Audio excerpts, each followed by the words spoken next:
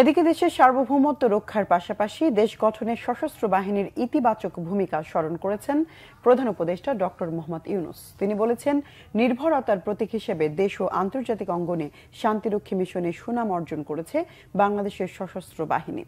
সশস্ত্র বাহিনী দিবস উপলক্ষে বিকেলে সামরিক বেসামরিক কর্মকর্তাদের আগমনে মিলন মেলায় পরিণত হয় ঢাকা সেনানিবাসের সেনাকুঞ্জ।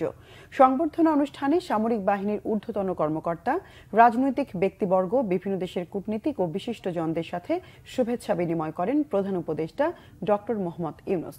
অনুষ্ঠানে আমন্ত্রিত অতিথিদের কেন্দ্রবিন্দুতে ছিলেন বিএনপি চেয়ারপারসন বেগম খালেদা জিয়া। সশস্ত্র বাহিনী দিবস উপলক্ষে আয়োজিত এই অনুষ্ঠান ঘিরে সেনাকুঞ্জের সবুজ চত্বর জুড়ে ছোট ছোট আড্ডায় যোগ দেন সশস্ত্র বাহিনীর বর্তমান ও সাবেক কর্মকর্তারা। ডক্টর ইউনূস তার বক্তব্যে 1971 সালের মহান মুক্তিযুদ্ধে শহীদদের শ্রদ্ধার সাথে স্মরণ করেন। সেই সাথে স্বৈরাচার বিরোধী জুলাই আগস্টের আন্দোলনে হতাহত ছাত্র জনতার ভূমিকার কথাও উল্লেখ করেন প্রধান উপদেষ্টা। বাংলাদেশ সশস্ত্র বাহিনী তাদের পেশাদারিত্ব এবং কর্মদক্ষতার মাধ্যমে দেশের সার্বভৌমত্ব রক্ষার পাশাপাশি গত 36 বছর যাবৎ জাতিসংঘ শান্তিরক্ষা মিশনে দক্ষতা ও নিষ্ঠার সঙ্গে কাজ করে গেছে।